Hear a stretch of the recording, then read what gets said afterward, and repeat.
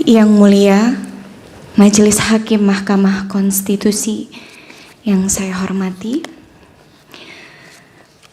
dengan hormat, saya Lestiani, dikenal secara profesional sebagai Lesti Kejora, menyampaikan pernyataan ini dalam kapasitas sebagai saksi dari para pemohon, guna memberikan gambaran nyata mengenai permasalahan hukum yang dihadapi para pelaku pertunjukan, khususnya penyanyi, dalam pelaksanaan kegiatan pertunjukan musik di lapangan yang kerap kali berujung pada ancaman pidana dan gugatan perdata karena multi tafsirnya ketentuan Undang-Undang Hak Cipta. Sekitar pada tahun 2016 hingga 2018, saya pernah membawakan lagu yang berjudul Bagai Ranting yang Kering yang diciptakan oleh Bapak Yoni Mulyono alias Bapak Yoni Dores. Salah satunya dalam satu acara pernikahan yang diselenggarakan di Subang, Jawa Barat. Lagu tersebut saya bawakan atas permintaan pihak penyelenggara sebagai bagian dari daftar lagu yang telah disepakati.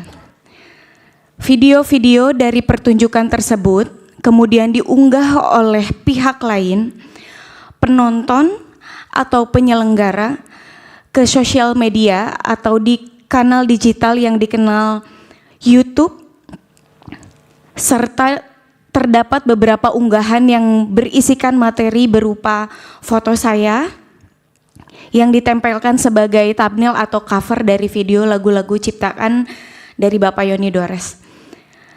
Saya dan pihak manajemen tidak mengetahui atau menyetujui proses unggahan tersebut maupun elemen visual yang digunakan oleh pihak lain. 8 tahun kemudian, tepatnya pada tanggal 1 Maret 2025, saya menerima surat somasi dari kuasa hukum pencipta lagu Bapak Yoni Dores yang menyatakan bahwa saya dianggap telah mempertunjukkan karya cipta tersebut tanpa izin langsung dari penciptanya. Di dalam surat somasi tersebut, saya bahkan dituding telah melakukan pelanggaran ketentuan pidana dalam Undang-Undang Nomor 28 Tahun 2014 tentang hak cipta. Tidak berhenti sampai di situ, pada tanggal 18 Mei 2025, saya mendapatkan informasi bahwa Bapak Yoni Dores secara resmi telah membuat laporan polisi terhadap diri saya ke Polda Metro Jaya dengan tuduhan melakukan pelanggaran hak cipta atas penggunaan lagu ciptaannya tanpa izin. Hal ini menimbulkan perspektif negatif terhadap diri saya, karena dengan adanya laporan tersebut, saya seakan-akan telah melakukan pelanggaran terhadap Undang-Undang Hak Cipta, sekaligus menunjukkan kegamangan norma hukum terhadap pelaku pertunjukan seperti saya. Saya sebagai penyanyi profesional, saya rutin diundang untuk tampil di berbagai acara, pernikahan, konser, pertunjukan panggung, dan kegiatan publik lainnya. Dalam praktiknya, daftar lagu yang saya bawakan selalu disusun atas permintaan dari klien atau pihak penyelenggara acara. Biasanya saya menyanyikan lagu sekitar 6 atau sampai 8 lagu dalam satu pertunjukan, kurang lebih separuhnya adalah lagu milik saya sendiri dan sisanya adalah lagu milik pencipta lain. Bahkan tidak jarang perubahan daftar lagu terjadi secara spontan di tempat atau atas permintaan klien. Pentingnya untuk saya tegaskan bahwa saya tidak pernah mengurus langsung perizinan atau pembayaran royalti atas lagu-lagu yang dibawakan, karena saya sebagai penyanyi profesional, saya hanya menjalankan tugas untuk memberikan jasa tampil atau pertunjukan sesuai kesepakatan dengan pihak yang mengundang saya.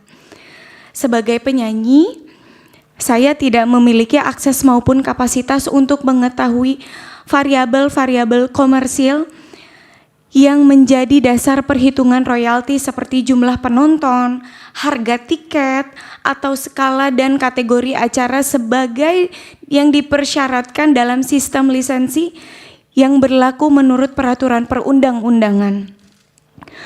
Somasi yang saya terima disertakan laporan pidana yang dibuat oleh pencipta lagu merupakan bentuk nyata dari kekaburan norma dan ketidakseimbangan posisi hukum antara pencipta lagu dan pelaku pertunjukan. Hal ini memperlihatkan betapa lemahnya perlindungan terhadap hak terkait, khususnya bagi pelaku pertunjukan seperti saya, yang sebenarnya hanya bekerja sebagai profesional berdasarkan kontrak kerja dengan penyelenggara acara. Jika penyanyi yang hanya menjalankan tugasnya sebagai pelaku pertunjukan dapat dituduh melanggar hukum pidana hanya karena membawakan lagu populer, maka praktik ini menciptakan kebiasaan buruk bagi dunia pertunjukan dan industri hiburan nasional. Bahkan dalam kondisi di mana lagu dibawakan secara sah tanpa eksploitasi ekonomi pribadi atas lagu tersebut. Ancaman pidana tetap dapat digunakan secara sepihak oleh pencipta. Dan bahkan sampai saat ini, izin yang mulia, saya masih digantung sebagai terlapor dan itu sangat berdampak negatif sekali kepada saya selaku. Ini tambahan ya? Betul Pak, ini tambahan, izin sekali Pak. Saya juga ingin kejelasan. Di media saya mendengar bahwa saya akan dihadirkan sebagai saksi atau dipanggil atas pelanggaran hak cipta, tapi sampai detik ini belum ada kejelasan. Jadi saya mohon sekali bantuannya untuk kasus saya ini terkhusus. Terima kasih. Assalamualaikum warahmatullahi wabarakatuh. Waalaikumsalam. Kalau Lesti tidak punya lagu yang dicipta sendiri ya? Di situ duduk dulu.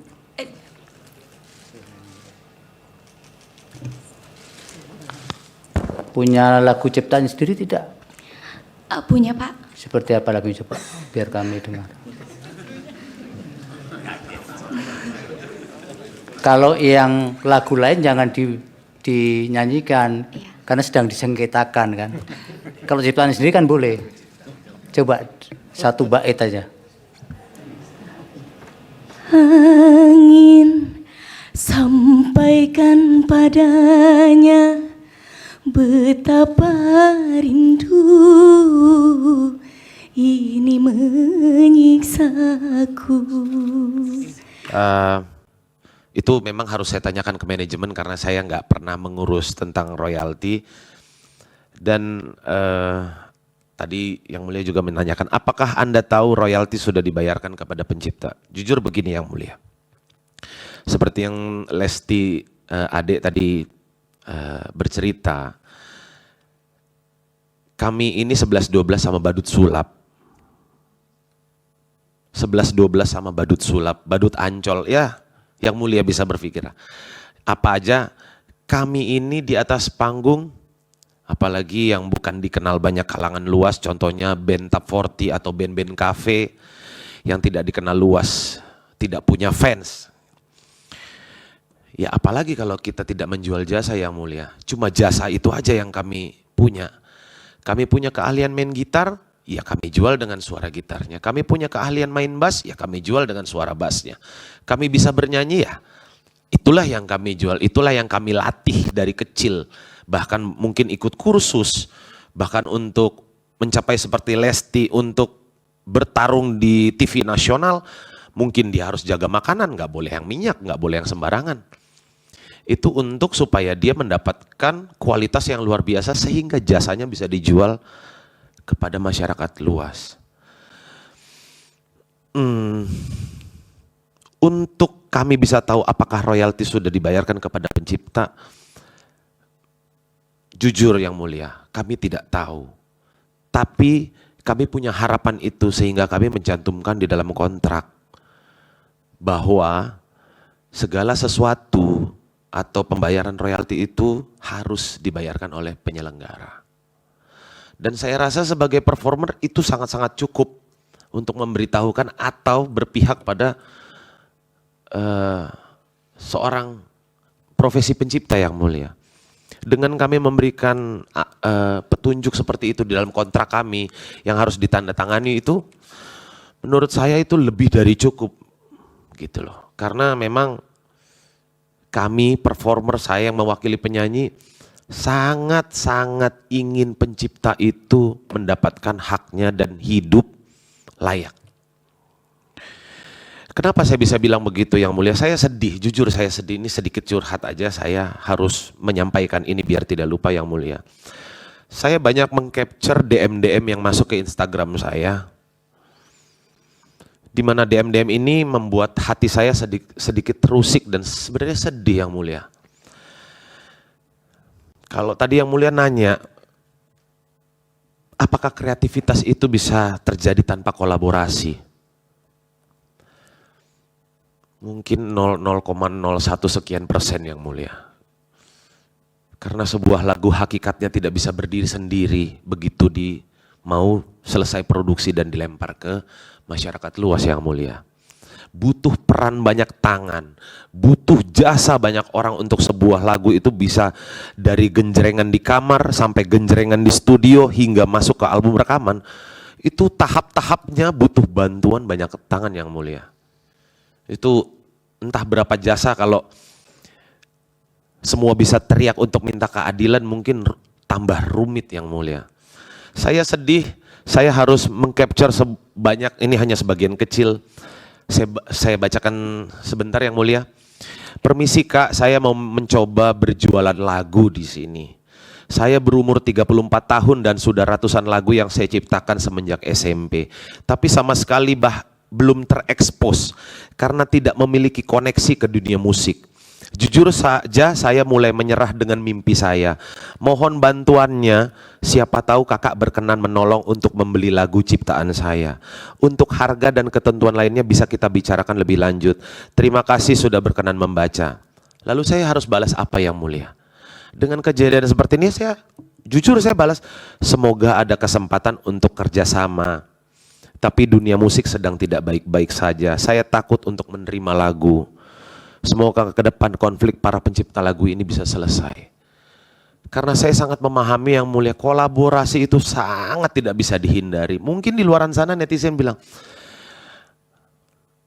lu bisa apa tanpa pencipta? Ya kita balik juga, pencipta bisa apa tanpa penyanyi, kan seperti itu. Itulah yang namanya kolaborasi yang mulia. Saling menguntungkan. Kami ini seperti air dan ikan, saling membutuhkan yang mulia. Jadi kalau konflik ini berkepanjangan hingga sampai ke titik bahwa seorang pencipta yang belum dikenal, bahkan dia harus mengubur mimpinya karena dia tidak punya akses ke dunia musik untuk mengenalkan lagu-lagunya. Ke kami, penyanyi, performer, sedih sekali yang mulia. Dia harus mengubur ratusan lagunya dan akhirnya harus cari pekerjaan yang lain. Karena jujur yang mulia, kami performer, penyanyi seperti Leslie akan takut sekali ke depannya, sangat berhati-hati untuk memilih pencipta. Siapa yang teman kami, siapa yang ayo guys kita kerjasama, siapa yang bukan. Karena kami punya ketakutan-ketakutan tersendiri yang dialami Lesti. Agak diringkas waktunya. Oke, yang mulia. Jadi itu saja yang mau saya sampaikan. Baik.